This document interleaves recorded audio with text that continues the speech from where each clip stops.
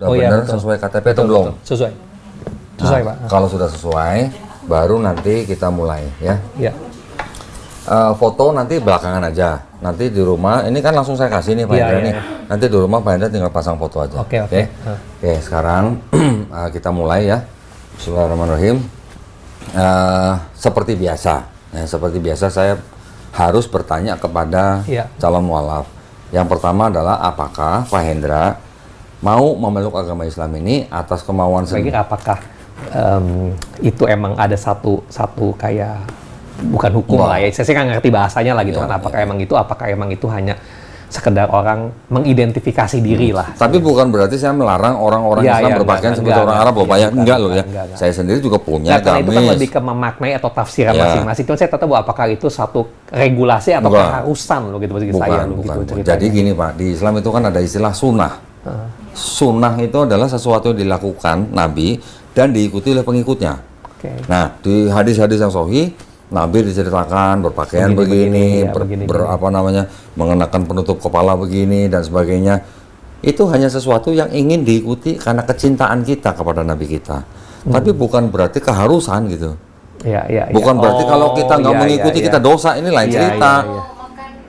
Olive oil dia ngikutin, kadang-kadang sunahnya. Bukan karena kalau kita nggak ngikutin sunnah terus kita langsung dicap neraka gitu, bukan gitu. Itu hanya sunnah. Kayak kalau hal ini dilakukan baik ceritanya. Kalau kita mau melakukan karena kita cinta, ya monggo aja, nggak ada yang nyalain kita. Sekarang siapa yang mau melarang Bapak pakai baju Meksiko coba? Yang mau melarang siapa? Kan nggak ada yang melarang. Gitu. Itu hanyalah masalah fashion.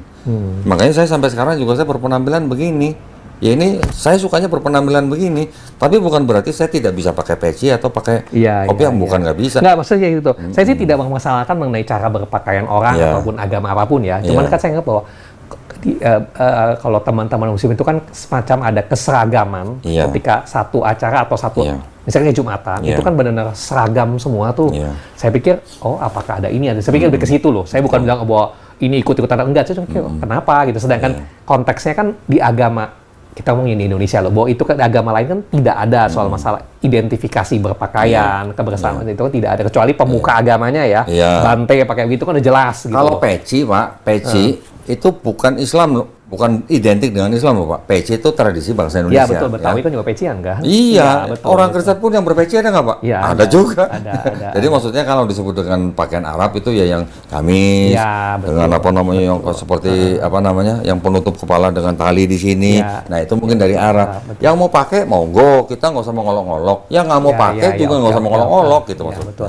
Ya makanya kadang-kadang saya juga sebagai orang Kristen itu kan dulu kan saya anggap kayak kenapa suatu hal yang kayak seakan membedakan, kayak mereka tidak sadar kayak Bunda Maria aja kan pakai berhijab, tapi kok seakan dijauhkan, seakan berbeda banget gitu kan gitu. Ada pendeta yang jawab, ada yang ngomong begini Pak, itu kan fashion. Mana fashion, dia kan hidup di zaman itu dia. Itu fashion katanya. Kita nggak bisa ngikutin fashion orang-orang pada zaman dulu. Kalau kita mau ikutin, kita harus pakai kain yang kasar-kasar begitu. Sekarang fashion berkembang katanya gitu kan. Ya, tapi itu tadi saya kembali lagi Pak, ada yang namanya aurat dan bukan aurat. Aurat harus ditutup. Nah, sekarang ketika ada perintah atau tradisi menutup aurat, pasti kan zaman dulunya sudah ada memerintahkan. Dari mana? Pasti dari nabi-nabinya. Nabi-nabi dari mana? Pasti dari pencipta, kan gitu sebenarnya. Iya, oke. Itu oke. Sunat begitu juga Pak. Iya, betul. Tapi kalau sunat harus. Udah, itu mah udah saya dulu. Sudah? Udah kebetulan. Enggak, waktu saya kecil dulu. Waktu kecil. Waktu kecil. Kirain udah nyolong start. Enggak. Udah, itu mah udah. Kalau itu udah. Lagian itu kan. Nah, gini. Ini ada sesuatu yang ingin saya beritahukan kepada Pak Hendra gini. Di dalam Islam, kita tuh diajarkan untuk sangat-sangat menghormati orang tua. Betul, itu betul. Terlebih ibu kita. Jadi ibu kita nilainya 3 kali lebih tinggi daripada ayah kita. Artinya apa? Karena kan ibu kita yang mengandung kita, melahirkan kita, membesarkan kita. Jadi dalam Islam kita tuh sangat-sangat diperintahkan untuk menghormati ibu kita.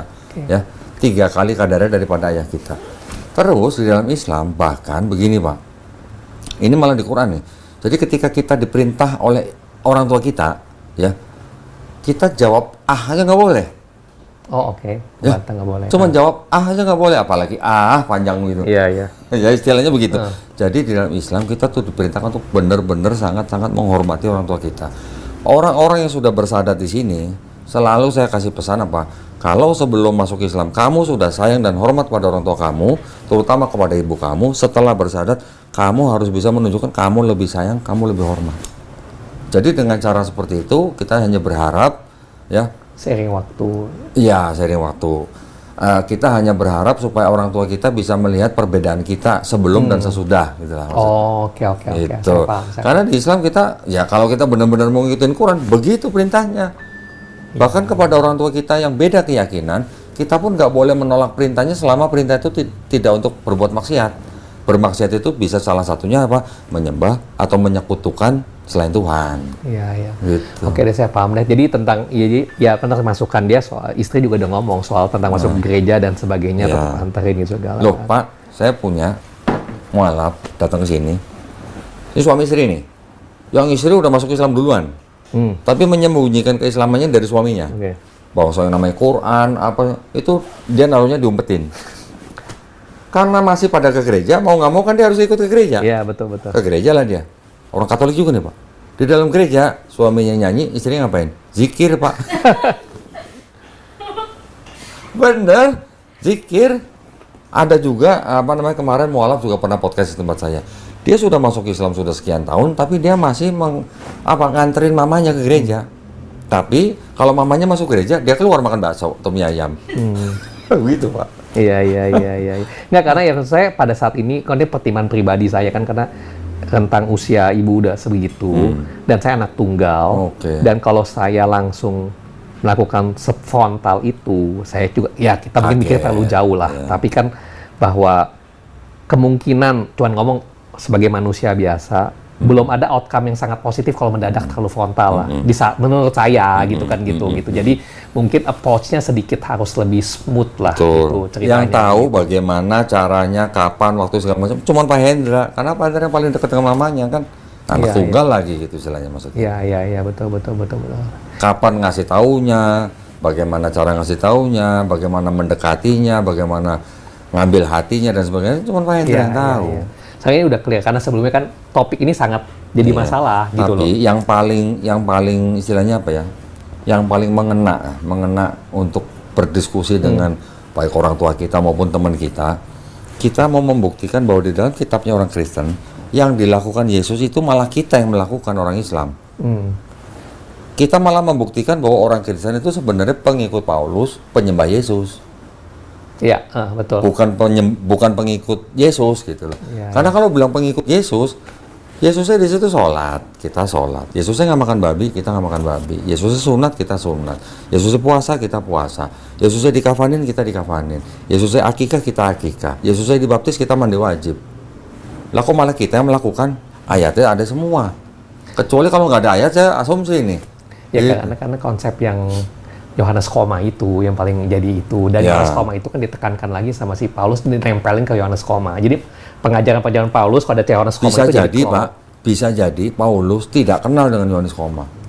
Loh, bener nggak Pak? Iya. Karena Paulus kan menulis 13 surat, yang 1 Yohanes, 1 Petrus, Yakobus itu kan bukan tulisan Paulus Pak. Oh iya, ada 6 bukan tulisan dia. Bukan. 13, 6 bukan tulisan Paulus. Tapi di luar ini kan ada surat Petrus, Yakobus, Ibrani, 1 Yohanes dan Wahyu. Wahyu kan juga bukan Paulus.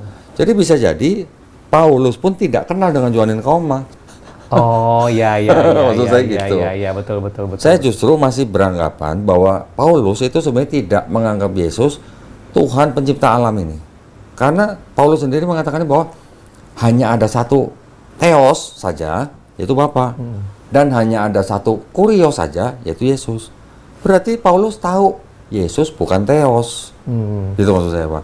Dan Paulus mengajarkan apa? Kepala daripada istri adalah suami. Kepala daripada suami adalah Yesus. Kepala dari Yesus adalah Bapa. Iya. Berarti ada hierarki Pak. Iya betul. Saya masih berani mengatakan bahwa Paulus itu tidak menganggap Yesus sebagai Tuhan Sang Pencipta atau Theos gitu loh Pak.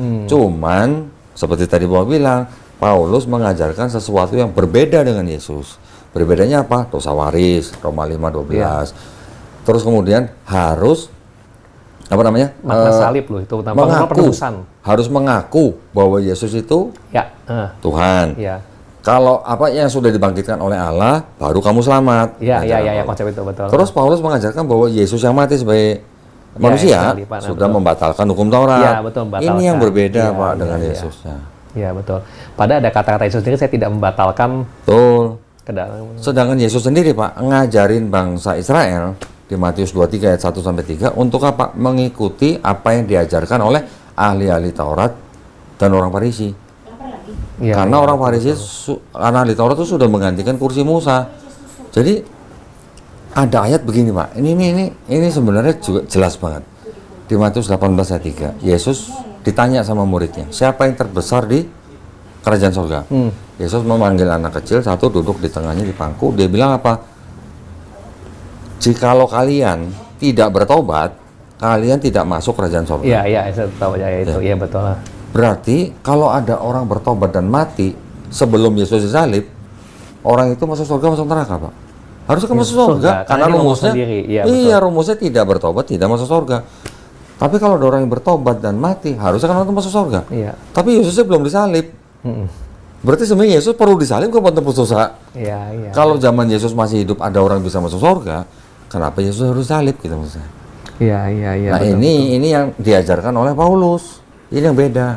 Dan ya cuman ini tempel-tempel saya juga merasakan kayak identik dengan pengorbanan darah gitu kan, identik dengan paganisme, agama-agama jauh dulu paganisme itu kan pengorbanan Satu darah. lagi begini Pak, orang Kristen mengadopsi konsep bahwa tanpa penumpahan darah tidak ada pengampunan dosa. Iya, betul. Itu Ibrani 9 ayat 22 Pak. Ada kalangan pagan yang juga begitu, mengorbankan manusia. Tetapi sebenarnya Ibrani 9 ayat 2 ini mengadopsi perjanjian lama. Mengadopsi perjanjian lama, bahwa di perjanjian lama itu orang bangsa Israel pada zaman dulu yang berdosa itu harus menumpahkan darah hewan. Iya. Ada hewan korban bakaran. Iya, betul. Konsepnya diambil, tapi dari hewan diganti jadi Yesus. Iya. Makanya Yesus disebut anak domba Allah. Padahal yang di sini, di seluruh perjanjian lama, tidak ada konsep boleh mempersembahkan manusia. Nggak boleh. Itu dari Imamat 18:21, Yeremia 32:35. Tuhan sendiri menganggap kalau orang yang mempersembahkan manusia kepada dewa-dewa, itu adalah kejijikan bagi Tuhan.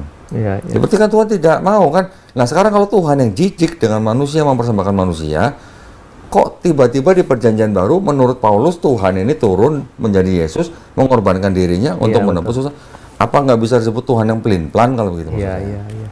Kalau dalam satu Bible nih ya, tapi kalau dipisah antara perjanjian lama dan perjanjian baru pun bisa kita pisah lagi yang 4 gospel Yesus dan surat-surat Paulus. Ini pun beda Pak. Iya, betul.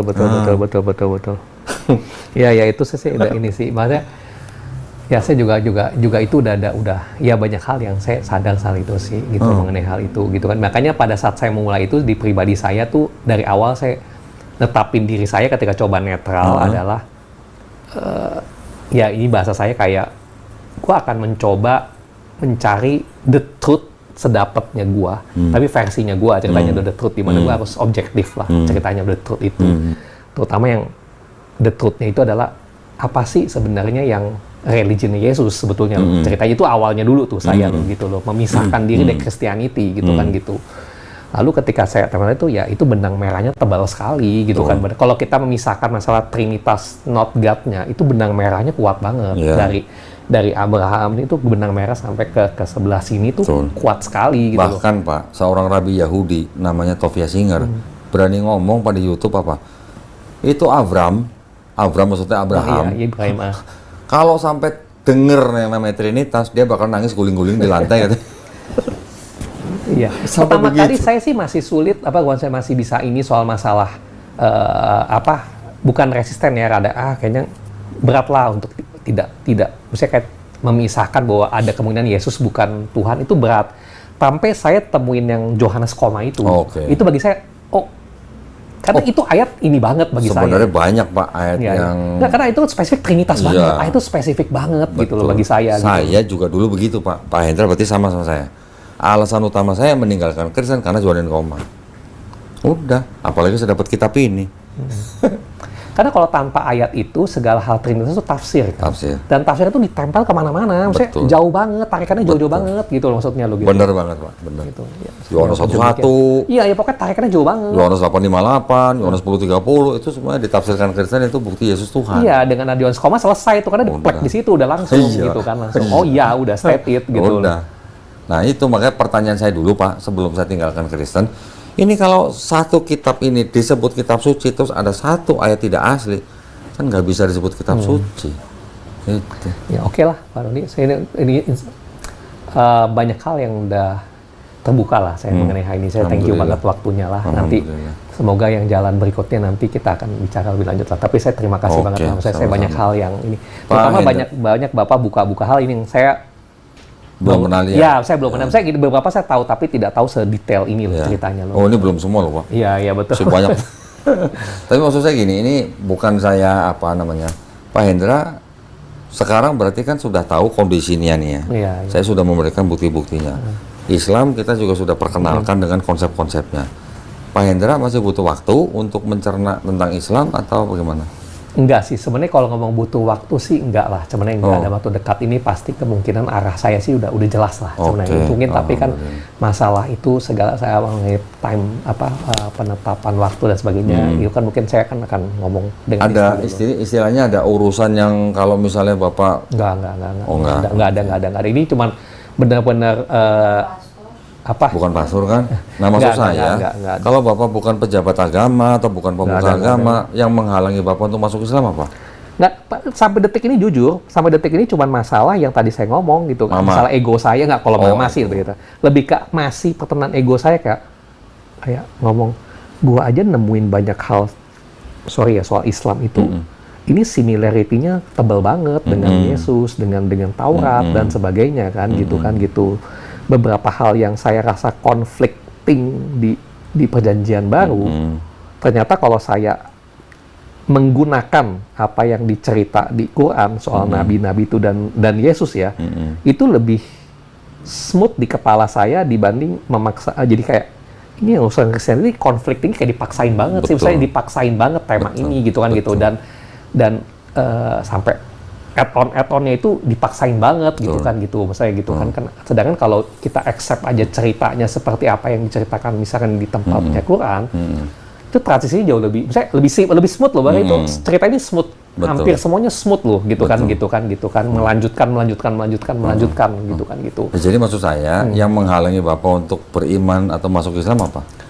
Sebenarnya nggak ada jujur. Cuman saya tadi bertanya, soalnya saya cuma nanya Bapak adalah tadi kan mungkin karena saya ada dasarnya berbeda, saya cuma nanya adalah gini, ketika saya pengen tahu, ini kan saya udah banyak tahu nih tentang Islam, saya pikir tahapannya itu saya belajar dulu, saya pikir karena saya belajar dulu, saya ini segala, lalu terakhir baru saya kasarnya login gitu kan gitu, atau kebalikannya gitu maksud saya, intinya tuh saya begitu loh ceritanya. Gini kan tadi saya tanya tadi udah saya jelaskan tentang Bapak udah jelasin ya. Ketika Bapak mau diakui sebagai mahasiswa IB, kan Bapak daftar dulu.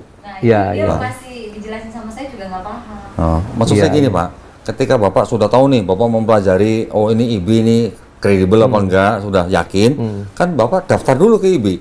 Setelah masuk IB, baru Bapak mempelajari materi yang diajarkan di IB kan? Nah, maksud saya gitu. Ya, makanya saya mungkin beda gini, karena kebetulan pada saat kalau di Katolik, kan kita nggak bisa langsung dibaptis. Kalau Kristen bisa langsung, anytime. Katolik itu harus melalui proses yang namanya kayak belajar agama, katekumen, setahun, dan sebagainya. Kalau di Islam? Nah, itu kan langsung ceritanya. Nah, makanya itu saya tanya kan, kalau di Katolik kan saya harus belajar dulu, tahapannya memahami, lalu login, cerita gitu loh. Yang penting, Bapak sudah memahami dan beriman bahwa Allah SWT itu Esa. Tidak ada Tuhan yang layak disembah selain Allah SWT. Itu yang pertama, Pak.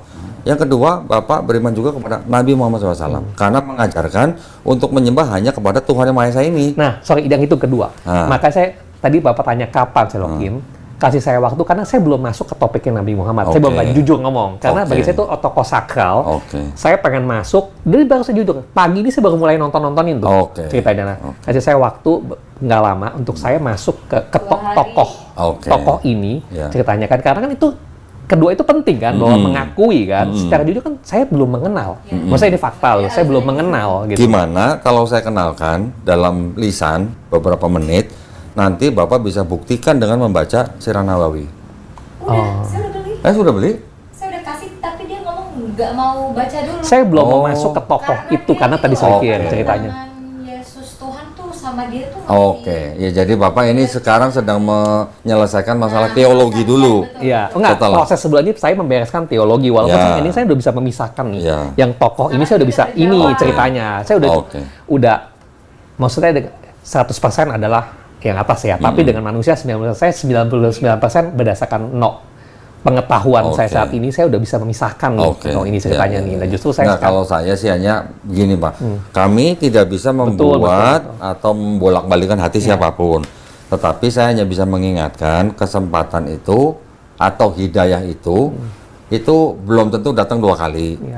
Kita pun tidak pernah tahu besok kita masih bernafas apa enggak. Jadi maksud saya, ketika kita sudah beriman kepada Allah SWT tentang nabinya, nanti kita bisa pelajarin Pak dari Sirah Nabawi. Gitu maksud saya. Karena yang diajarkan Nabi Muhammad SAW ini sudah jelas, tadi Bapak bilang sendiri, garis merahnya itu tebal dengan Yesus, tebal dengan Nabi Musa, tebal dengan Abraham, bahkan sampai ke Adam. Ajarannya loh Pak. Saya nggak ngomongin tentang tradisi dan sunnah nih. Kalau tradisi bangsa ini dan tradisi bangsa ini pasti beda, ya kan? Tetapi core-nya, ajarannya menyembah kepada Tuhan yang Maha Esa itu. Dan Nabi Muhammad SAW ini bukan menciptakan agama baru, Pak. Ya, jadi kalau saya tahu. Ya, jadi kalau misalnya dibilang Islam agama baru, ada sholat, ada sujud, ada wudhu, ada riba haram, babi haram. Ini kan sudah ada Nabi Musa, Pak. Jadi maksud saya, sebenarnya Nabi Muhammad SAW itu hanya menerima risalah Quran itu untuk menyempurnakan risalah-risalah yang sudah diberikan kepada Bani Israil. Udah gitu tuh. Dan risalah ini adalah untuk rahmatan lil alamin. Kalau Taurat, Zabur, Injil hanya khusus untuk Bani Israil, ini untuk seluruh umat. Ini untuk seluruh umat gitu loh. Nah, kalau Kristen Pak, Yesus bilang aku diutus hanya untuk bangsa Israel, domba yang hilang dari bangsa Israel. Nah, Kristen ini bangsa Israel bukan, gitu maksud saya. Iya. Kalau ditafsirkan domba itu segala macam baik ke tafsir. Orang Kristen menafsirkan bahwa orang Kristen adalah bangsa Israel rohani, gitu katanya. Gitu. Tapi kalau rahmatan lil alamin kan nggak perlu rohani. Kita semua bisa, maksud saya. Maksud saya gini, Pak. Orang yang baru masuk Islam itu seperti orang yang diberikan grace period. Grace period, Pak. Masa tenggang. Masa tenggang untuk apa? Untuk belajar. Gitu loh, Pak. Allah pasti Maha tahu lah. Saya pernah dihubungin sama seorang ibu-ibu Katolik dari Semarang. Dia berdiskusi sama saya. Kodoni, saya sudah 3 hari ini nggak bisa tidur. Kenapa Bu? Nonton video Kodoni gitu. Saya nggak bisa tidur. Gitu. Terus dia WhatsAppan sama saya kurang lebih 2 jam. Akhirnya dia, ya sudah saya masuk Islam. Tapi Kodoni di Jakarta, saya di Semarang gimana? Baik gini Bu, saya 2 hari lagi mau ke Jogja. Nanti saya mampir Semarang. Saya keluar tol Semarang. Kita cari masjid, kita syahadatkan. Siap gitu ya. Saya panggil, saya berangkatnya waktu itu sama teman saya Ustazah.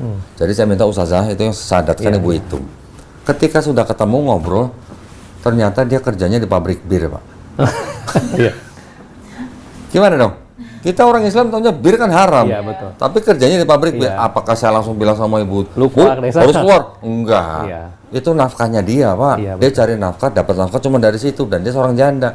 Saya nggak mungkin langsung, ibu harus keluar, bir itu haram. Enggak gitu, Pak, pelan-pelan. Ibu cari pekerjaan pelan-pelan. Kalau misalnya nih, Pak, ada orang rentenir misalnya, terus dia mau masuk Islam, minta kita masukin bersyahadat, kan kita pasti bantu. Iya, betul. Tapi hidupnya dari riba. Dari riba. Nah, apa kita langsung besok nggak boleh lagi ya? Enggak. Makan apa mati? Kalau kita kasih makan, hidupin dia. Kalau enggak, nah jadi kita harus memberitahunya pelan-pelan.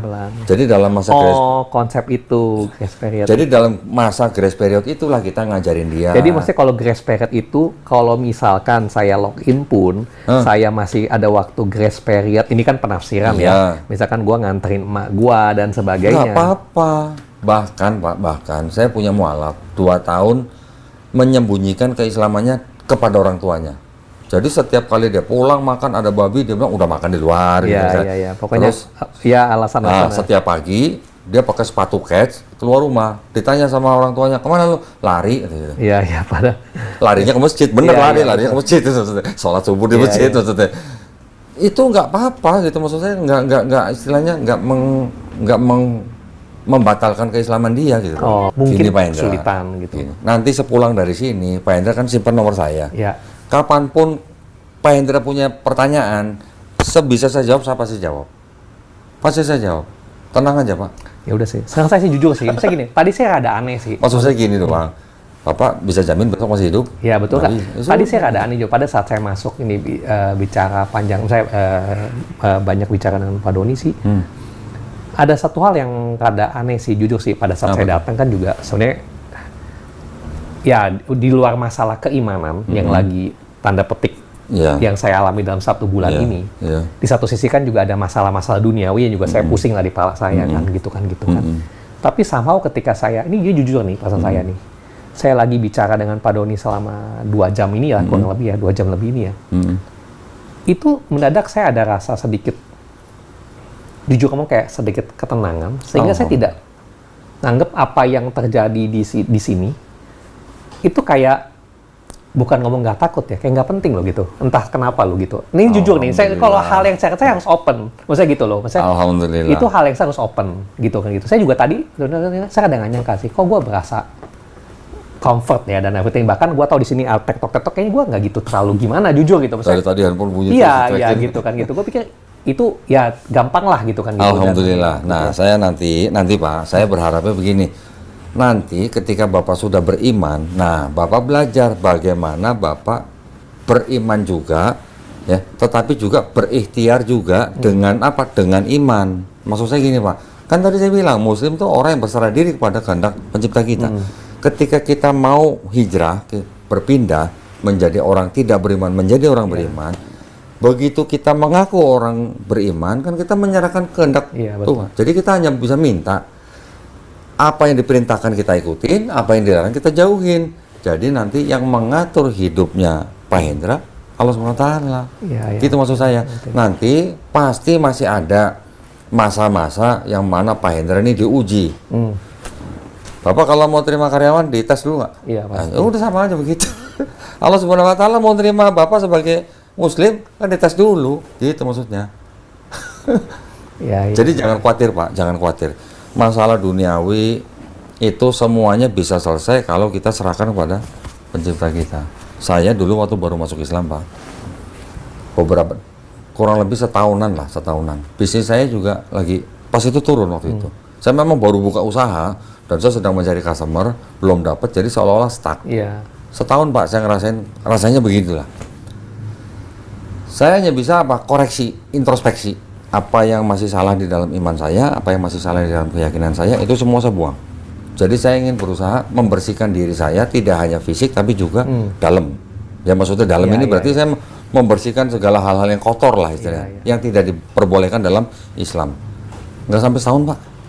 Nggak sampai setahun, saya dikasih amalan oleh guru saya dari Loboratu. Nggak sampai setahun, bisnisnya balik. Dan ketika COVID, Bapak bisnisnya turun, saya malah naik Pak. Serius. Saya juga bingung, orang lain COVID bisnis turun, kok saya sama COVID malah naik. Nah itu maksud saya gini Pak, di dalam Islam, rumusnya gampang sebenarnya. Kelihatannya gampang, tapi kita ngejalanin mungkin harus belajar Pak. Maksudnya apa? Pertama, bertakwa, menjalankan perintah, menjauhi larangan. Kedua apa Pak? Bersedekah. Udah, dia sekarang udah tiap subuh saya ajarin sedekah subuh. Keren, ya keren. Apalagi ke anak yatim piatu Pak. Iya. Ini penting nih anak yatim piatu nih. Jadi bersedekah tuh bisa kepada siapa saja, tapi anak yatim piatu tuh yang penting. Ketika bersedekah, yang di sono ngeliat nggak Pak? Iya pasti. Nah, udah gitu aja. Yang ketiga, silaturahmi Pak. Silaturahmi itu juga istilahnya bisa membuka jalan-jalan rezeki. Kalau Bapak diem aja, ada masalah, nggak pernah ketemu orang. Hanya doa-doa nggak ada gunanya. Nah itu makanya maksud saya. Betul. Bapak tenang aja, kalau Bapak sudah mengaku sebagai orang beriman, dan Bapak benar-benar menjalankan Islamnya itu dengan kafah itu totalitas, dan Bapak serahkan semua permasalahan kepada Allah SWT. Sepanjang usaha Bapak tidak menyalahi perintah Dia, insya Allah pasti dibantu Pak. Dan jangan salah juga Pak, Bapak ini sekarang sebagai pengusaha forwarder. Masalah cocok nggak cocok, ini kan yang tahu kan juga sebenarnya kan Allah Iya, SWT. betul. Ya. Jadi sebenarnya Allah SWT kan tahu bahwa kita hidup di dunia ini sekarang, selain beribadah, kan kita juga dikasih peran, Pak. Peran kita apa gitu. Nah itu yang kita harus tanya, kita minta kepada Allah SWT, peran kita apa sih di sini? Nah kalau kita sudah beribadah dengan baik, bertakwa, dan menjalankan peran itu, masa yang ngasih kita hidup Ya, diem betul, aja betul. gitu loh maksudnya, Pak. Gitu. Ya oke. Kalau misalkan berikutnya cuma lanjutan, kalau saya misalkan intinya ngomong intinya adalah memutuskan untuk login misalkan tahapannya saya tinggal kontak Pak Doni aja lah tahapan selanjutnya kan gitu kan. Iya, kenapa nggak Iya, sekarang iya. aja? Lah bukannya harus ada sesuatu yang disiapin? Apa? Saya nggak tahu. KTP doang. Oh, KTP ada di mobil tapi ada soft copy sih. kirim aja. KTP di mobil, kalau soft copy ada. Bentar saya kirim. Yang kita butuh juga soft copy doang. Oh, saya pikir tadi di mobil saya lupa dompet saya Yang nggak bawa penting turun. KTP Bapak Katolik, udah cukup buat kita bukti bahwa Bapak Katolik. Saya kirimnya ke mana Pak? Oke lah. Ke Melisa aja, kirim ke Melisa. Minta WA-nya. Oh, itu yang tadi ya? 0896. Oh, saya WA ke istri saya. Oh iya, kalau enggak. Bukannya udah kirim itu KTP? Emang Bapak pikir siapin apa? Nggak tahu gitu. KTP sih udah kan. KTP udah sih. Oh, udah ke Melisa. KTP. Waktu itu kan KTP Pak Hendra udah belum? udah. Oh, udah, ya Itu udah. udah ada. Iya. Bapak sekarang tinggal bersahadat, saya siapin sertifikat, udah mulai besok Bapak belajar Islam. Paling saran saya cuma nanti pulang Bapak mandi besar dengan niat, udah cukup. Mulai besok Bapak belajar Islam. Yang penting ada progresnya. Nanti saya kirimin guru, Pak. Iya. Guru privat ke rumah Bapak, seminggu 2 kali. Semuanya free. Pak. Nggak usah kayak gitu. Nggak kemana. Butuh apa lagi? Iya. Ya udahlah, oke. Oke? Oke. Jadi kalau gitu saya minta waktu break dulu ya, Pak ya. Sebat lagi nih, Pak. Oh iya, silakan Pak. Makan dulu dong, makan dulu. Pak Hendra makan dulu ya. Nyantai Pak. Harus makan dulu, Pak. Makan dulu. Iya, silakan, makasih Bu. Enggak, Pak Hendra juga ikut makan dong. Udah saya beli menunya, Pak. Oh iya. Iya. Nggak boleh nolak dong. Bapak lagi makan jam 10 ya? Iya, Hah? maaf. Lagi makan jam 10.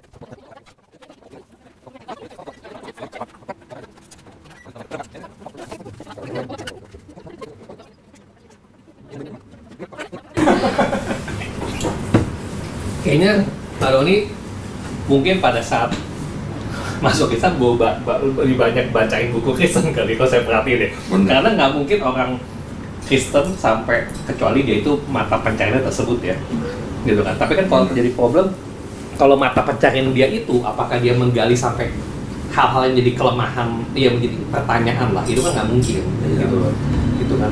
Terus Kalau ini saya beli buku ini, Pak. Ini sebenarnya mulai banyaknya itu setelah saya gabung dengan yayasan. oh, oke. Sebelum saya gabung dengan yayasan, saya nggak ngumpulin buku ini banyak. Iya maksudnya sampai niat banget maksudnya gitu bahkan Setelah gabung dengan yayasan, saya ditunjuk sebagai ketua litbang, Pak. Oh. Tugas saya setiap tahun harus debat dengan pendeta minimal 2 kali. Nah, kalau saya nggak punya buku-buku ini kan saya nggak punya senjata gitu. Jadi jangan-jangan Sama Elia ya? Elia diajak ketemu sama saya nggak berani deh. Nggak ada. saya sempat sih maaf kata ada teman saya yang saya tanya itu kan dia forwardin karena saya dulu sebelumnya kan nggak tahu kan yang cuplikan Padahal ini banyak nongol, tapi kan saya tidak ngikutin debat-debat panjangnya karena saya jujur sih pada saat saya cari-cari akses informasi itu saya nggak pengen hanya dari satu orang lah kebanyakan. Jadi saya juga banyak nonton dari yang pandangan Yahudi yang melawan sini, pandangan Islam dan melawan sini. Saya coba kumpulin semua kan, gitu kan, termasuk yang ateis semua agama lah.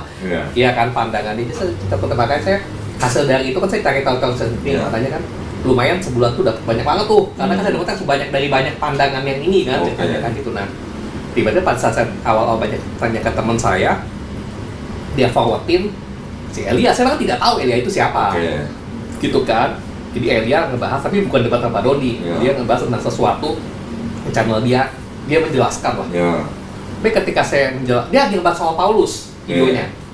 Nah itu pada saat itu saya mempelajari Paulus tuh tentang oh nih aneh banget nih ceritanya lah. Temuan-temuan saya terkenal yang soal saya baru tahu kemungkinan besar Injil Lukas dan Kisah Rasul ditulis oleh Lukas yang temannya sendiri gitu kan gitu.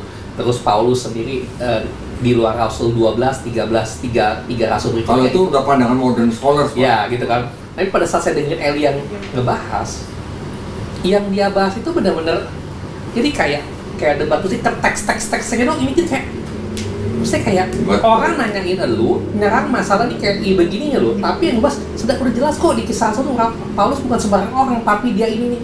Maksudnya kisah 1 yang nulis siapa? Misalnya kayak gitu-gitu loh. Itu kan pertanyaan gue aja orang luar gitu, kita udah nemu itu siapa? Gitu, karena kalau bukunya itu temen lu sendiri, berarti reliabilitas lu tentang itu terbantahkan dong, kan itu temennya sendiri kok. Itu logika simpel lo gitu loh. Kecuali kalau orang seperti Elia bisa menulis buku membuktikan bahwa yang menulis ini benar-benar Paulus, benar-benar Lukas, itu baru kita terima. Nah kalau dia cuma bacain Babel dia mah, iya betul. Berarti kan dia nggak ngebatas scholar gitu loh Pak. Iya gitu. Iya kayak gitu.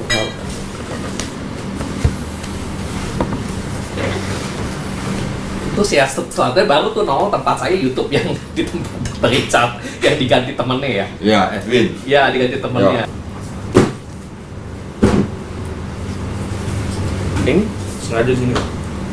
Enggak, itu di situ. Nah, udah ini aja, ini itu nggak usah. Jadi kalau temuan dari Pak Dondi sendiri yang Johannes Koma itu belum ketahuan dari siapa? Udah. Ada, saya catatannya ada Pak.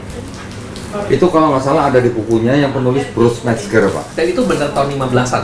Iya, baru masuk ke teks Receptus baru tahun 15-an.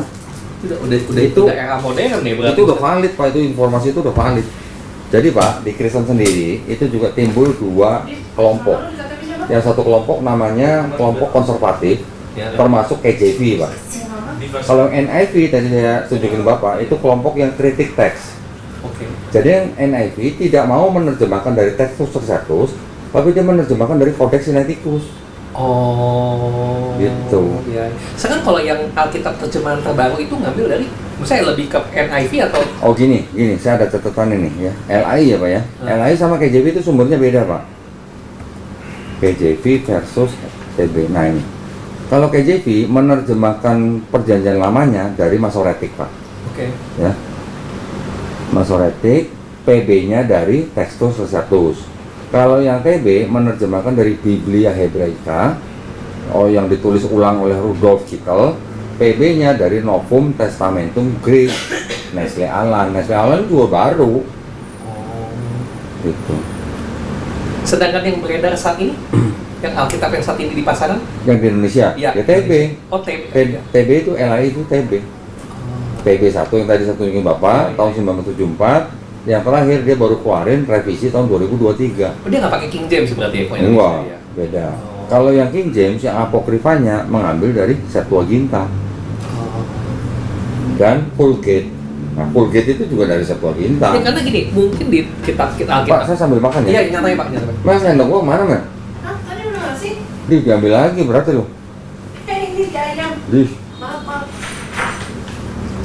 Kan kalau di kalau saya lihat gimana ini, karena pada saat dulu saya belajar segala kan saya tidak sampai niat buka di halaman depan cetakan tahun berapa penyelenggaraan enggak lah, karena kan kita diajarin, saya berpendapat punya pemikiran semua itu hanya satu kan, klasik lah, hanya satu gitu kan, given gitu. Kita sambil makan ya Pak? Iya Pak, nyantai Pak. Nah terus kan kalau kayak gini kan setelah tahu-tahu itu kan baru saya tahu gitu kayak, nah Bapak kan pada saat dulu apakah yang soal tahu-tahu ini tahu ketika temuan ini udah pada saat awal Pak Dodi bisa? Oh, gini Pak, banyak. Bapak pernah dengar Bart Ehrman? Oh iya, pernah nih Pak Bart Ehrman. Wah, itu bukunya Pak. Nah, terus yang paling penting ini Pak. Kalau kita mau pelajari tentang gospel ya Pak ya, Bapak harus baca ini. Oh, udah gospel. Buku Debat Gospel ini bukunya kontroversi Pak. Buku itu ditolak mati-matian sama gereja.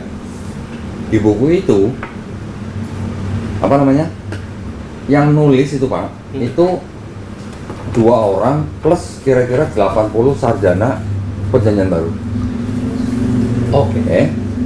Akhirnya mereka mengambil kesimpulan bahwa akhirnya mereka mengambil kesimpulan bahwa yang dianggap benar-benar perkataan Yesus di dalam gospel itu cuma 18%, Pak. Masa ya? Kan jauh banget. Semakin saya mencari tahu soal otentikan perjanjian baru, itu temuannya makin aneh-aneh tuh. Sampai lari ke Bible of Ethiopia itu loh. Iya gitu kan gitu. Tuh, Ethiopia. Iya, Bible of Ethiopia kan ada Book of Enoch di situ kan ceritanya kan. Itu ada Enoch. Iya kan, Book of Enoch kan segala kan gitu kan gitu. Terus saya kayak ngomong, jadi semakin saya mencari, maaf kata, jadi kayak gue makin kusut gitu, makin kusut. Atau maksudnya yang mana gitu kan? Karena kalau Bapak pernah dengar pendeta Budi Asali? enggak. Nah, dia pendeta aliran Calvinis, Pak. Oh, Calvinis ya. Umurnya udah 70. Dia yang saya bilang, menurut saya itu pendeta tuh pengetahuannya bagus. MTH, master kan. Jadi saya pernah ngajak dia debat, Pak.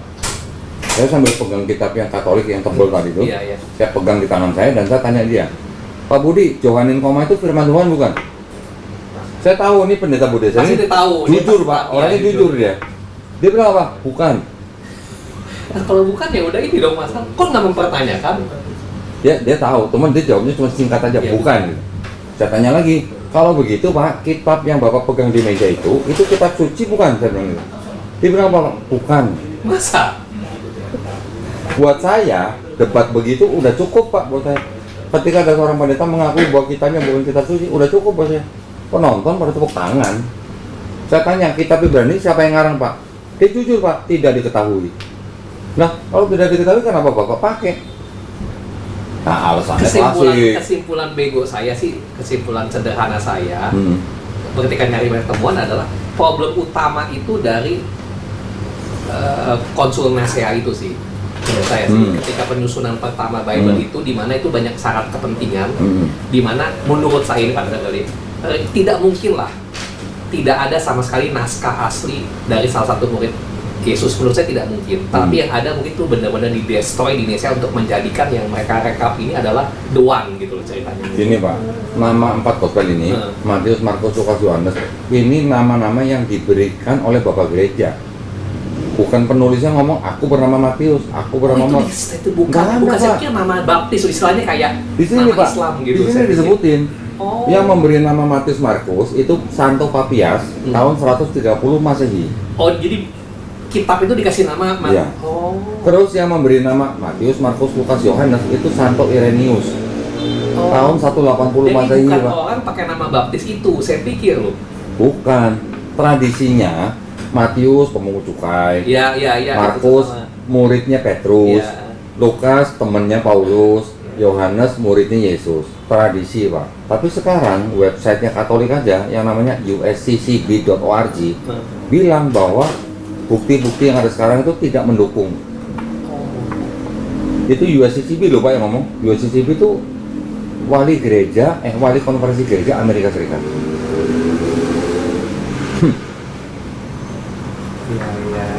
Tapi teman saya cukup terdiam sih, saya tahu dia cukup kaget. Karena balik saya tanya-tanya dia cukup ini sih, cukup karena dia kan keimanan dia bagi saya cukup dalam lah ya. Dia bilang dia udah lewatin fase kayak sampai 3 tahun. Tapi dia yakin dengan apa yang oke gitu. Tapi saya cukup kaget ketika saya banyak nanya-nanya hal yang saya temukan, itu dia mungkin beda jam, mungkin pas saat dia cari belum fase yang masih ketik web, lu klik-klik bego-bego itu text time banget loh.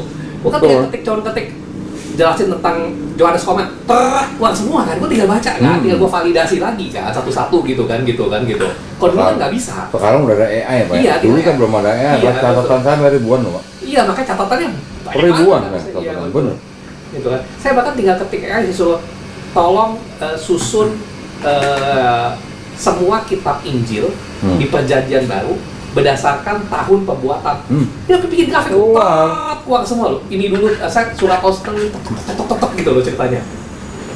Betul Pak. Jadi ketika saya kasih ternet tuh saya cuma kaget masalah kayak time frame itu dia tidak pernah tahu kitab pertama di Alkitab berdasarkan tahun ada surat Paulus. Dia kaget. Pendeta Budi Asali Pak, saya tunjukin kitab Septuaginta.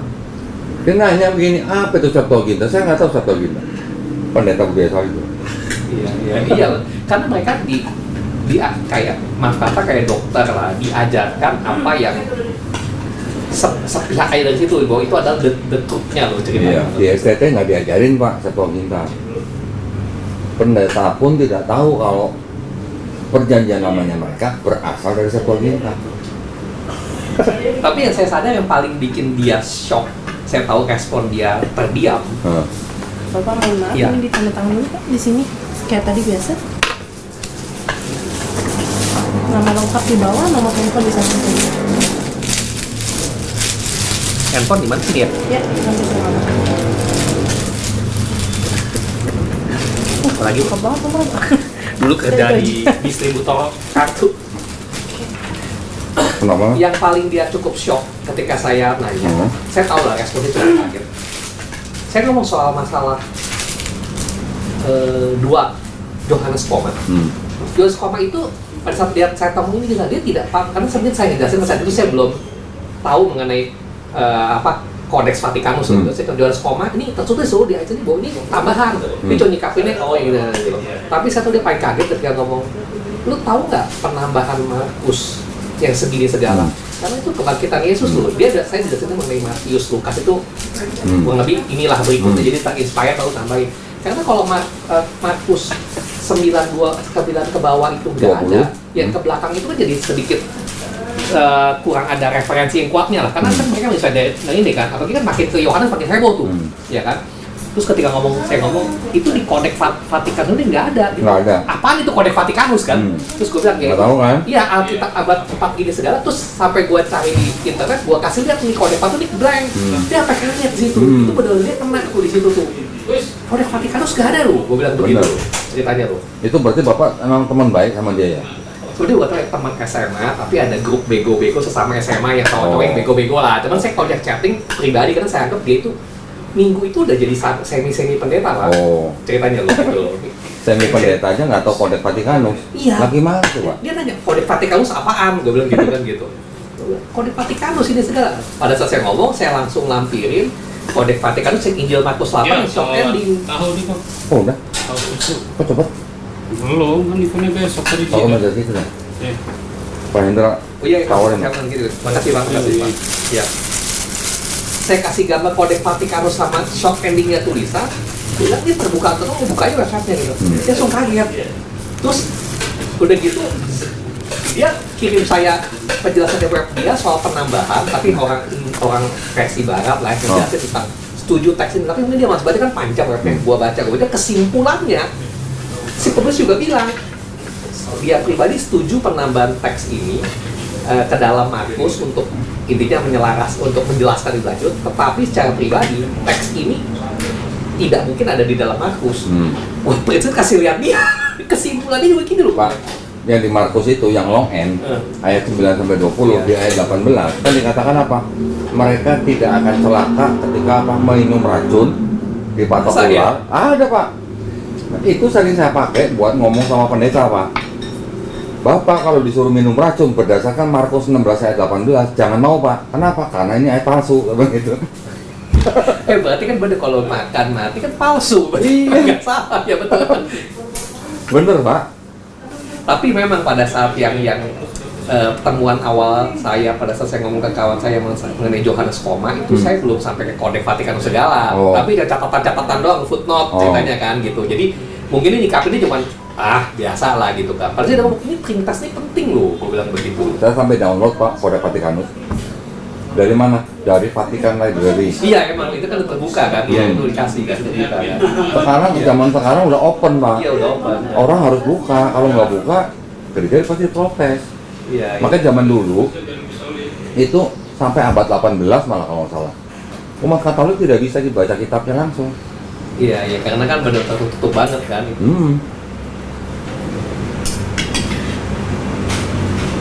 Sebenarnya luas Pak ilmu ini. Sampai saya kok mempelajari tentang nubuat-nubuat ya dianggap dinubuatkan di perjanjian lama. Kan banyak Pak. Saya sampai beli kitabnya orang Yahudi, saya mau baca tafsirnya. Ketika saya debat sama pendeta, saya tinggal pakai ini. Nah kalau mereka bilang itu kan Yahudi, nah tapi kan kitab kamu dari sini. Iya betul. Selesai. Saya nanya sama pendeta Budia Salim, Pak. Awalnya kan dia bilang perjanjian lama tuh dari tanah itu punya Kristen. Saya nanya Pak, Kristen mana Pak yang menyusun tanah? Saya bilang, nggak bisa jawab dia. Larinya kemana? Ke Ibrani. Siapa? Musa. Musa Kristen Pak? Iya kata gitu. Pakai Ibrani 11 ayat 26. Musa dianggap Kristen. Bayangin. Kristennya ada zaman Paulus. Iya betul.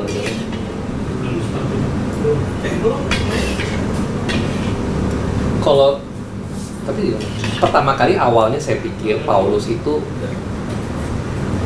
pada saat awal saya pikir Paulus itu nama Paulus saya pikir itu tokoh ciptaan. Mungkin kitab itu aslinya ditulis seseorang, mungkin surat-surat itulah ya, surat-surat itu ditulis seseorang yang bukan orang Romawi dan sebagainya, tapi pada saat itu ada kepentingan untuk menjadikan Kristiani sebagai satu agama yang akses masuk di Roma.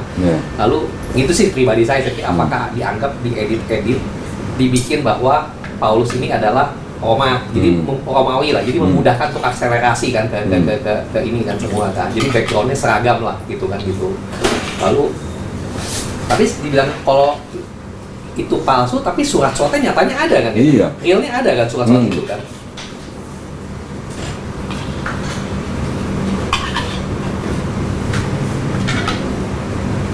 Zaman sekarang udah canggih, Pak. Orang bisa mengetes manuskrip yang kuno dengan tes karbon. Iya. Ketahuan ini tulisannya tahun berapa. Gitu. Quran juga tidak terlepas, Pak, dari uji karbon. Oh pasti, karena kan Islam itu kan jadi sorotan barat, pasti udah dites habis-habisan. Ternyata Quran yang disimpan di Universitas Birmingham, Inggris, di tes karbon, itu sejaman dengan Nabi Muhammad. Oh, di abad tersebut. Di abad tersebut. Berarti yang nulis kemungkinan besar kenal dengan narasumber.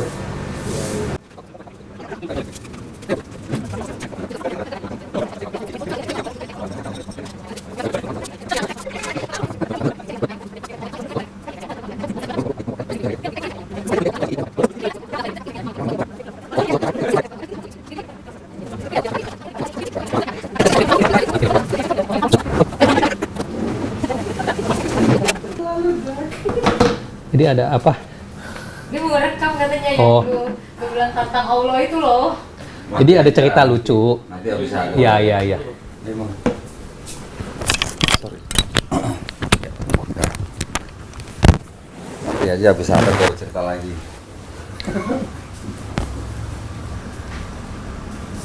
Udah pernah sholat tahajud ternyata Pak Indra? Ya itu ntar ceritanya. Jadi sampai detik ini jam 3 bangun. Oh ya? Sebenarnya gini, saya itu orang aneh Pak. Saya itu orang yang dari dulu, entah kenapa ini udah lama loh. Gua setiap hari tuh bangun jam 3 tanpa alarm. Tidurnya jam berapa? 9. Oh iya. Gue bangun jam 3 tanpa ada susah, tapi rasa jam 3-an lah, 3 setengah 4, 3 Enggak, kalau tidurnya jam 9 otomatis pasti bangun jam 3. Tapi bangun jam subuh tetap 9. Banyak kan orang. Gue selalu bangun jam 3. Gue Iya, tidur iya. 10 tetap bangun jam 3, jam 4. Oke. Always. Lalu sampai pada saat dia ngomong, lu orang lu sebenarnya spesial loh. Orang Islam tuh banyak mimpi tuh bisa kayak lu gitu kan bangun segala. Karena Iya. bangun gue suka segar kan. Gue ngapain ujungnya bisa saya olahraga di rumah di kamar gitu kan gitu. Saya ngapain saya olahraga gitu kan gitu. Kalau sebelum dulu saya cuma buat nonton iPad nggak penting lah gitu kan gitu.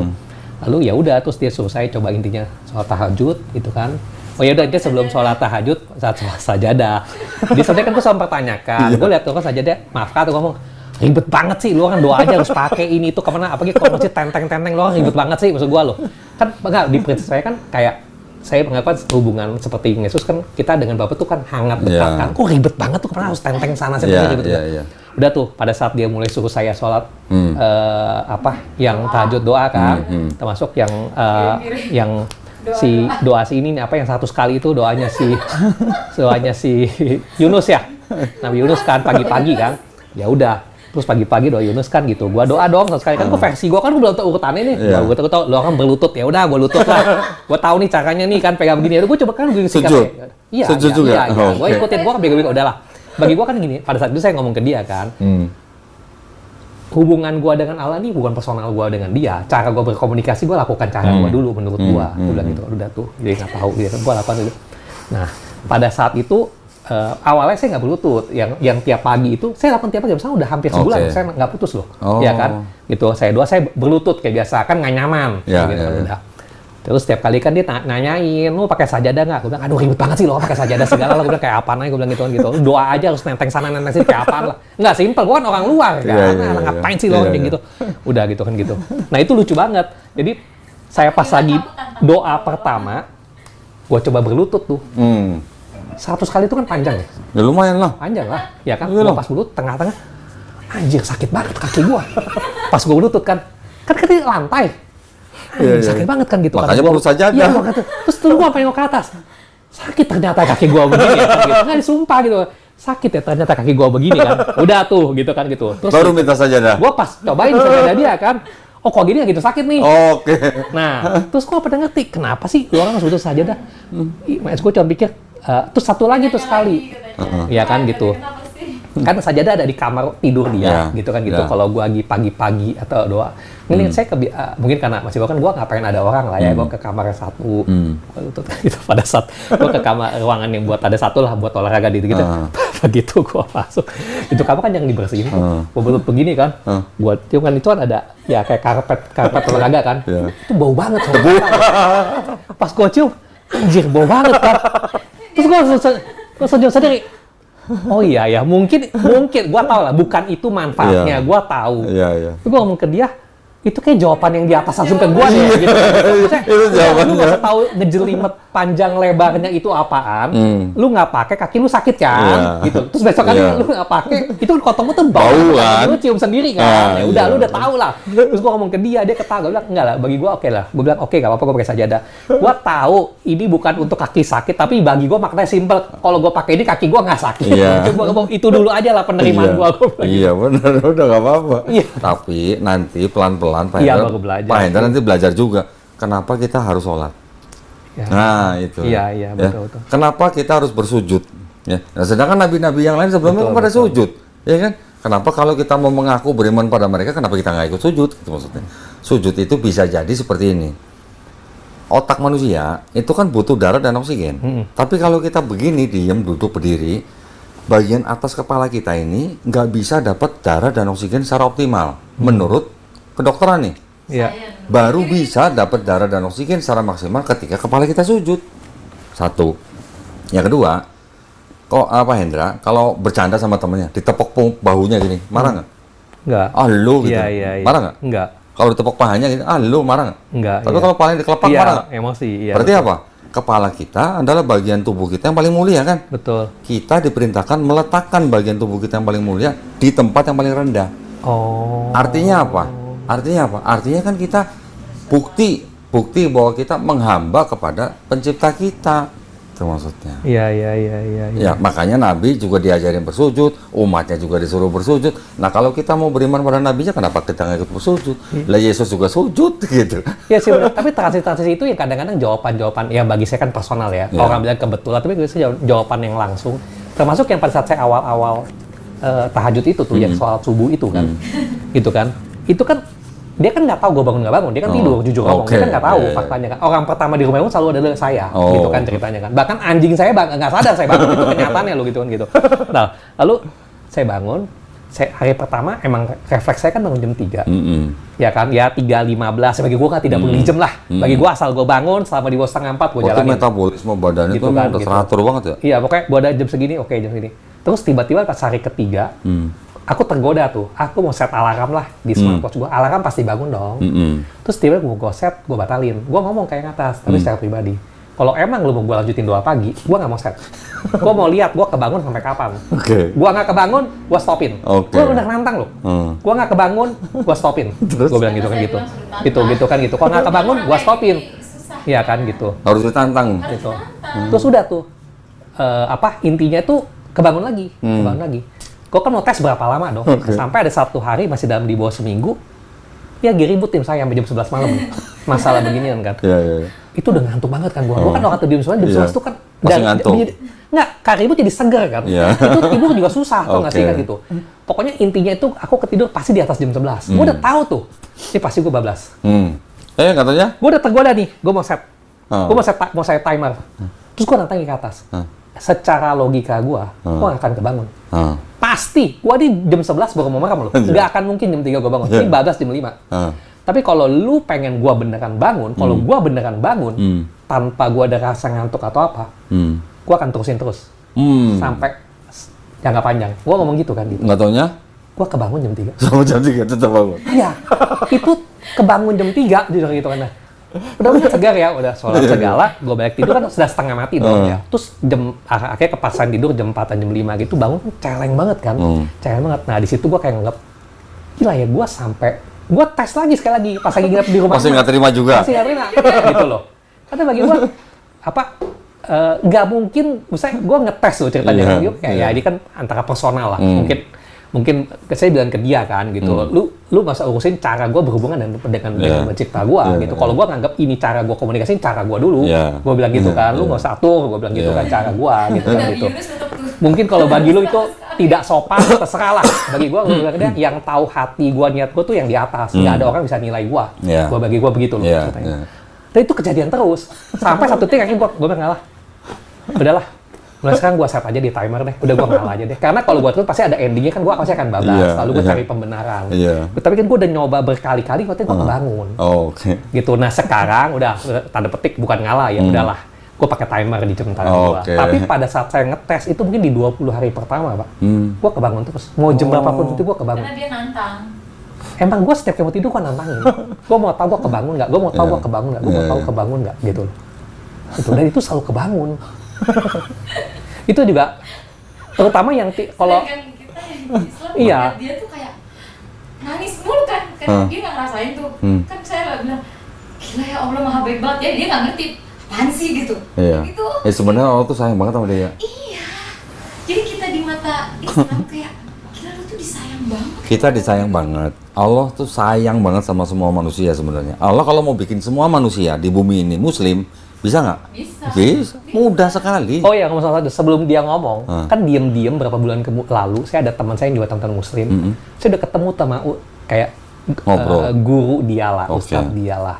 Saya kan juga baca kelas sama ini, coba saya kadang ngobrol via telepon, gua ada masalah gini-gini, suka bantu doa, gitu kan gitu. Dia pernah ngomong di telepon saya, Ko Hendra agamanya bukan Islam, saya paling bagus deh kalau ada ini segala. Ko Hendra coba deh sholat tahajud gitu kan, itu pengen gini segala. Terus dia bilang gitu, terus pada saat itu kan masih resisten, masih kan dia gue belum ada ngomong apa-apa kan. Oh iya gitu, udah nggak apa-apa saya coba wakilin nih, tapi bagus dari Ko Hendra sendiri gitu kan gitu.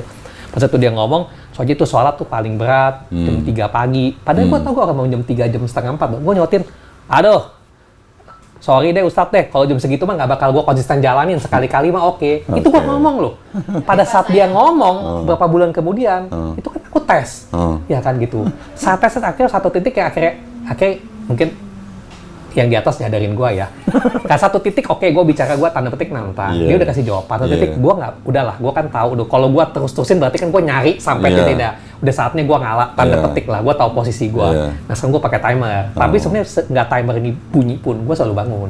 Jadi nantangnya udah 3 kali tuh berarti ya? Udah berkali. Sering. Oh lebih dari 3 kali? Lebih. Bukan, itu saya kayak gitu lah, kayak soal saja. Lu orang ribet banget sih, mau doa aja tenteng sana tenteng. Nggak jujur, bagi gue tuh orang ribet gitu loh orang gitu kan gitu. Aku udah coba loh, padahal saya lagi nangis, lagi doa, lagi nangis gitu.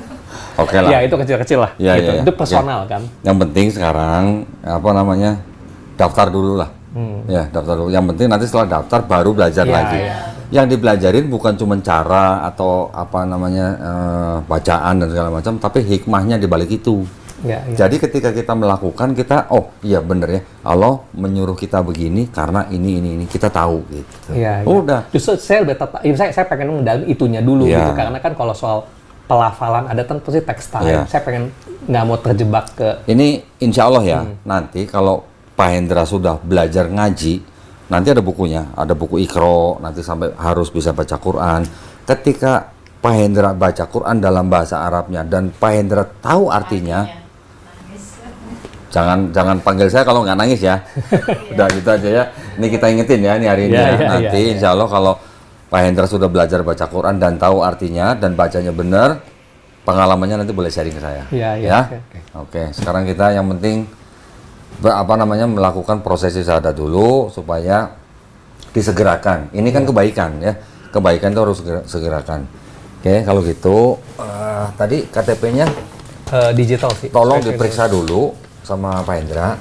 Keterangan nama, nomor dan segala macam alamat sudah benar sesuai KTP atau belum? Sesuai, Pak. Kalau sudah sesuai, baru nanti kita mulai ya. Foto nanti belakangan aja. Nanti di rumah, ini kan langsung saya kasih nih Pak Hendra nih. Nanti di rumah Pak Hendra tinggal pasang foto aja. Oke. Sekarang kita mulai ya. Bismillahirrahmanirrahim. Seperti biasa saya harus bertanya kepada calon mualaf. Yang pertama adalah apakah Pak Hendra mau memeluk agama Islam ini atas kemauan sendiri atau ada paksaan dari orang lain? Sendiri. Kemauan sendiri, alhamdulillah. Yang kedua, tadi sudah dengar ceritanya nih ya, dari cerita tentang orang tua dan sebagainya. Tadi kita sudah obrolin lah ya. Pesan saya hanya, Pak Hendra, setelah hari ini tunjukkan kepada mamanya bahwa Pak Hendra lebih sayang dan lebih hormat kepada mamanya. Oke, itu pesan saya. Karena di dalam Islam kita diajarkan untuk sangat-sangat menghormati orang tua kita, walaupun beda keyakinan. Oke. Yang ketiga, di dalam Islam ada syariat. Syariat Islam itu apa? Pertama, syahadat. Yang kedua, sholat. Yang ketiga, zakat. Yang keempat, puasa. Yang kelima, naik haji kalau mampu. Kalau mampu ya. Apakah Pak Hendra berjanji untuk berusaha sebaik-baiknya menjalankan syariat ini? Berjanji. Alhamdulillah. Jadi sudah tidak ada yang menghalangi Pak Hendra untuk bersyahadat. Sekarang saya minta Pak Hendra baca sendiri dari sini ya, dengan menyebut nama Allah yang Maha Pengasih lagi Maha Penyayang. Ini nama, tempat tanggal lahir sampai kewarganegaraan nggak usah, langsung ke agama sebelumnya. Dengan ini saya nama aja langsung ke sini, baru langsung paragraf ini. Setelah itu baru sampai di sini, baru saya tuntun membaca 2 kalimat syahadat. Sudah pernah dengar 2 kalimat syahadat? Iya, cuma dengar. Sudah tahu artinya? Iya, udah tahu. Alhamdulillah. Berarti sudah mengetahui dalam hati. Pak Hendra juga sudah mau yakin dengan 2 kalimat tersebut, sudah mau menerima, sudah mau taat, sudah mau jujur, dan sudah mau cinta. Karena nanti setelah bersyahadat, hidupnya Pak Hendra nanti itu berdasarkan 2 kalimat tersebut. Ya, juga di dalam Islam kita ada mengenal yang namanya rukun iman, Pak Hendra. Rukun iman itu beriman kepada Allah Subhanahu Wa Taala, beriman kepada malaikat-malaikatnya, beriman kepada kitab-kitabnya, beriman kepada nabi-nabinya, beriman kepada hari akhir, dan beriman kepada qadha dan qadar. Qadha dan qadar ini takdir mutlak. Takdir mutlak dan takdir yang diusahakan. Pak Hendra dulu sebelum lahir bisa milih lahir jadi orang Cina? Nggak bisa. Itu takdir mutlak. Ya, umur, rezeki semua sudah ditentukan. Tapi Pak Hendra kalau mau sukses, berusaha keras, bekerja keras, itu adalah takdir yang diusahakan. Oke? Sudah paham ya dengan rukun iman ini ya? Baik, kalau gitu kalau sudah siap, bisa tolong dibacain. Dengan menyebut nama Allah yang Maha Pengasih lagi Maha Penyayang, sesungguhnya agama yang diridai di sisi Allah ialah Islam. Quran Surah Ali Imran ayat 19. Dengan ini saya nama Go Hendra, agama sebelumnya Katolik, dengan kesadaran dan kekerasan sendiri tanpa ada paksaan dari siapapun di hadapan pembimbing dan para saksi. Saya telah melepaskan agama semula yang saya anut dan selanjutnya memeluk agama Islam dengan mengucapkan 2 kalimat syahadat. Wah, Pak Hendra sekarang kita salaman. Pak Hendra ikuti 2 kalimat syahadat yang akan saya ucapkan dalam bahasa Arab. Kemudian nanti kita lanjutkan dengan terjemahan bahasa Indonesia. Ya, Pak Hendra lihat saya. Bismillahirrahmanirrahim. Asyhadu Allah ilaha illallah wa asyhadu anna Muhammadan Rasulullah.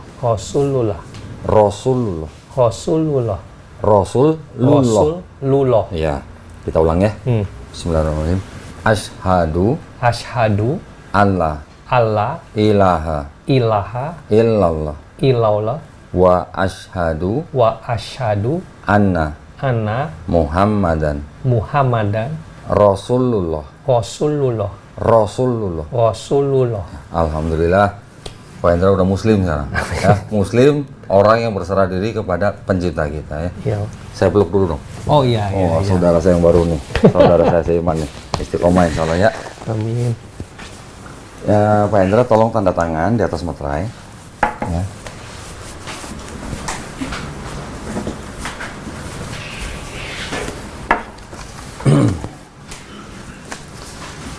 Alhamdulillah ya. Nanti Pak Hendra tinggal pulang tempel foto aja ya. Tapi sebelumnya kita fotokopi dulu atau scan. Nah, sambil nunggu, saya ada beberapa yang ingin saya berikan kepada Pak Hendra nih. Nah, ini bahan-bahan buat Pak Hendra menjalankan Islam. Nah, ya. Yang pertama, ini buku tuntunan sholat. Pak Hendra baca sampai habis. Ya, nanti prakteknya saya kasih sajadah di sini. Yang kedua, ini ada surat-surat Quran yang ada di dalam juz amma. Ya. Yang ketiga, ini ada buku Iqra. Nah, buku Iqra ini jembatan untuk bisa baca Quran dalam bahasa Arab. Oh, oke. Nanti diajarin mulai dari yang paling dasar nih, Pak. Mengenal huruf, bagaimana cara membacanya, nanti ada panjang pendek dan segala macam. Ya, nanti ada yang ngajarin, tenang aja. Kalau sudah lulus ini, baru bisa Quran yang dalam bahasa Arab. Oh. Nah, tenang aja, semua ada gurunya dan gratis. Ya, ini ada Quran persembahan dari Al-Qasbah, ini ada bahasa Arabnya dan ada terjemahannya. Oke. Tapi yang ini juga ada lagi nih. Ini hanya terjemahan Quran aja. Oke. Ya, nggak ada bahasa Arabnya. Ini buat baca-baca. Oh, ini terjemahan Quran. Terjemahannya aja dalam Ini bahasa Quran ini bahasa Indonesia ini. Iya. Oh, Ya, iya boleh iya. dibaca ini. Ini dari depan ke belakang bukan belakang ke depan kan? Enggak, kalau ini kan bahasa Indonesia jadi dari depan ke belakang. Ya saya mesti dulu gitu kan Iya, gitu. Ya.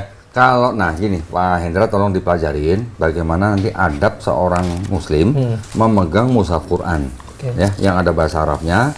Ini yang harus mendapat perlakuan yang khusus. Kalau yang Ini kan text translation ya, biasa. kalau ini kan hanya terjemahan. Untuk pegang ini dan untuk membacanya, Pak Hendra berwudu. Oke. Ya, dan taruh mushaf ini di tempat yang paling baik. Jangan sembarangan taruh. Oke? Oke. Ya, nanti pulang habis dari sini, Pak Hendra juga jangan lupa mandi seperti biasa, tapi dengan niat dalam hati. Oke. Niatnya, aku berniat mandi besar untuk menghilangkan hadas besar lillahi ta'ala. Udah itu aja.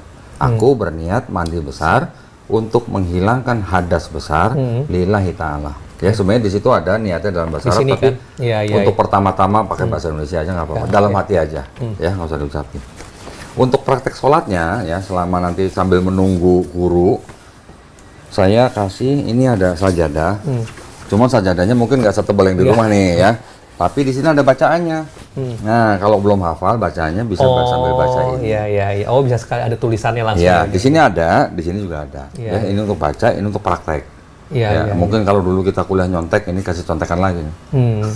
Iya. Ini bisa didobel sama sajadah yang lebih tebal. Iya. Ya.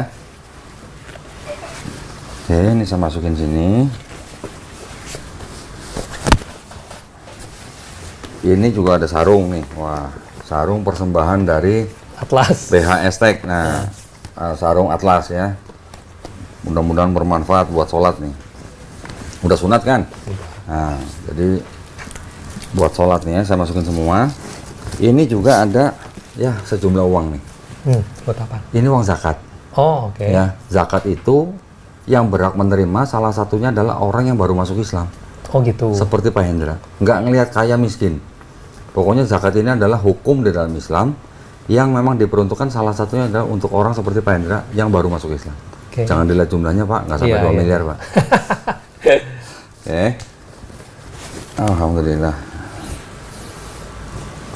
Ini saya taruh sini dulu ya. Iya, Pak. Oke, ini sertifikatnya. Tadi udah belum ya? Lagi di scan. Baik. Nah, sekarang saya ingin ngasih tahu nih. Saya mau ngasih tahu kabar baik nih. Wes.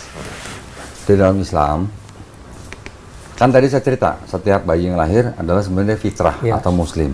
Tapi ketika dia nanti besar, mendengar Islam, menerima Islam, dan masuk Islam, orang itu tidak pindah agama, tapi kembali ke fitrahnya. Oke. Nah, ketika ada orang yang bukan Islam, dia masuk Islam atau bersahadat, seperti Pak Hendra pada hari ini, dosa-dosanya orang itu, dosa-dosanya Pak Hendra dari mulai puber Pak. Puber umur berapa lah? 12-13 tahun ya.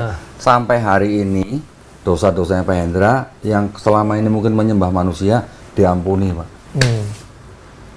Ya, Alhamdulillah. Tapi kebaikannya Pak Hendra dari mulai puber sampai hari ini tetap dicatat sebagai pahala kebaikan. Contohnya membantu orang, minjemin uang, nggak berharap kembali, itu semua dicatat Pak sebagai pahala kebaikan. Selama Pak Hendra nanti menjalankan Islamnya dengan baik. Ya, Alhamdulillah. Keren nggak itu? Wah, itu bukti kemahaadilan Allah SWT. Jadi yang masih sadar, yang masih hidup, kalau mau beriman, semua dosanya diampuni. Tapi kebaikannya tetap dicatat. Oke. Dikasih modal gede berarti ini. Berarti kalau gitu, ini umur si Capgo nggak punya dosa, untung gede berarti. Ya. Nah, karena Pak Hendra hari ini nggak punya dosa, jadi kan seperti bayi nggak punya dosa. Kalau orang nggak punya dosa, kalau minta tolong berdoa kepada Allah SWT, insya Allah cepat dijabah. Nah, yang penting kita menjalankan Islam dengan bersih maksudnya luar dalam, ya. Insya Allah Allah pasti bantu. Entah mungkin nanti bisa jadi ganti, atau entah mungkin Pak Hendra dikasih peran yang lain, kita nggak tahu. Ya, yang penting kita terima aja. Allah kita kasih peran sebagai apa. Gitu aja, Hendra ya. Amin. Yang penting kita bisa menjalankan tugas sebagai suami dan ayah gitu aja. Ya, alhamdulillah karena Pak Hendra ini waktu itu menikah dengan apa namanya? Sipil. Nanti akte catatan sipilnya dibawa ke KUA. Ya, dibawa ke KUA nanti diisbatkan. Nanti saya nggak tahu nanti di KUA setempat perlu dinikahkan ulang atau tidak. Nanti diganti dengan buku nikah. Buku nikah Islam. Ya. Itu aja. Terus kemudian KTP-nya. Nah, sebelum ke KUA, KTP-nya harus segera diganti, Pak. Cukup bawa KTP, KK dan sertifikat ini ke kelurahan, cari petugas Dukcapil, nggak sampai sehari jadi. Oke. Nanti kalau KTP yang barunya sudah jadi, tolong difoto kirim ke Melisa. Ya, buat arsip kita. Ya, karena apa? Karena ketika Bapak sudah menjadi Muslim, kalau ada apa-apa dengan Pak Hendra, itu tanggung jawab kita. Ya, Pak ya? Jadi saya bawa. Hah? Udah. Apanya? Itu. Tadi nggak lihat. Jadi bawa ini sama kakak. Iya, KTP asli kakak dan KTP bawa ini juga. Iya, ke kelurahan kan. Ya, tapi semua difotokopi dulu, Pak. Iya. Hilang itu. Oke, saya serahkan ke Bapak ya. Ya, makasih, Pak.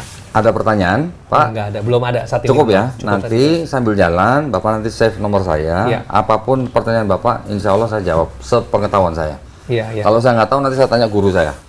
Iya, baik. Nanti nomor Bapak kita serahkan ke guru yang akan menghubungi Bapak. Gurunya nanti menghubungin Bapak sediakan waktu dalam seminggu 2 hari. Sekali datang 90 menit, Pak. Ya, Bapak mau ambil waktu jam berapa aja silakan kasih tahu gurunya.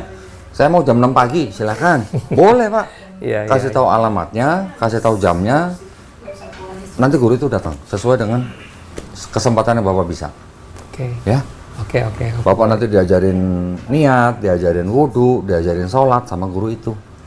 Ya, nanti diawasin juga sama gurunya. Oh, Pak, ini salah, ini bener gitu. Terus sampai ke Iqra. Sampai nanti Bapak bisa baca Quran. Jadi guru itu nanti akan kita cover atau kita fasilitasin sebanyak 32 kali pertemuan, Pak. Ya, 32 kali pertemuan. Kalau Bapak serius dan fokus, insya Allah Bapak udah bisa baca Quran. Masa 32 kali udah bisa? Insya Allah, ya walaupun terbata-bata ya. Tapi insya Allah bisa ya. Kalau mau besok ya kita juga ada acara ya? Iya, itu tadi ikut aja. Ya, besok kita ada acara di Masjid Raya Bintaro Jaya, Pak. Itu di situ nanti ada ustadz yang akan ngajarin orang yang belum paham baca Quran sekalipun bisa baca Quran dalam waktu 30 menit itu bukunya. Ya walaupun terbata-bata, tapi cara ini yang paling cepat, Pak nih. Ya, kalau Bapak besok ada waktu jam 1 siang ya, Mel ya. Jam 1 siang di Masjid Raya Bintaro Jaya, Pak. Ya. Baik, kalau gitu, seperti tadi saya bilang bahwa Pak Hendra tuh seperti bayi nggak punya dosa. Sekarang saya mau minta tolong sama Pak Hendra. Boleh nggak? Iya, boleh, gimana, Pak? Doain saya, Pak. Nah, karena nggak punya dosa nih. Jadi, insya Allah cepat dijabah ya. Doain juga semua yang ada di sini. Doain juga semuanya, mamanya sekalian doain semua. Ya, semoga mamanya juga cepat menjemput hidayah gitu, Pak. Ya, doain juga yang nonton. Supaya yang nonton siapa tahu ada yang masih banyak utang biar cepat lunas, yang sakit biar cepat sembuh, yang banyak masalah biar cepat selesai. Ya, doain kita semua ya, Pak ya. Kita juga sama-sama berdoa, Pak. Mudah-mudahan kita semua dijadikan golongan manusia yang beriman dengan apa yang sudah diturunkan Allah kepada melalui Rasulnya. Dan insya Allah kita dijadikan golongan manusia yang menjadi saksi keesaan Allah SWT. Itu saja ya, Pak ya. Dan kita juga terakhir minta dilindungi dan dijauhkan dari api dan asap neraka. Ya, amin ya rabbal alamin. Cukup, Pak Hendra? Cukup. Ya, nanti sambil jalan ya? Iya, sambil jalan. Baik, kalau gitu izin saya tutup ya? Iya. Baik, alhamdulillah. Terima kasih banyak juga dari para pemirsa. Mudah-mudahan pemirsa yang menyaksikan tadi Pak Hendra bersyahadat juga semuanya mendapatkan pahala ya. Amin ya.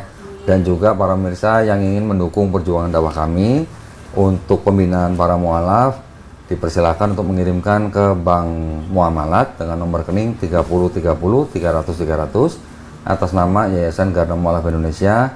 Barakallahu fikum. Semoga partisipasi para pemirsa diterima di sisi Allah Subhanahu wa taala sebagai amal jariah ya. Amin ya rabbal alamin. Baik, kalau gitu kita pamit undur diri. Saya sangat senang sekali berdiskusi dengan Pak Hendra. Berapa jam nih tadi, dari jam 2 ya? Enggak ada jam. Jam 4. Berarti 5 jam. Masya Allah ya, 5 jam potong makan gitu ya.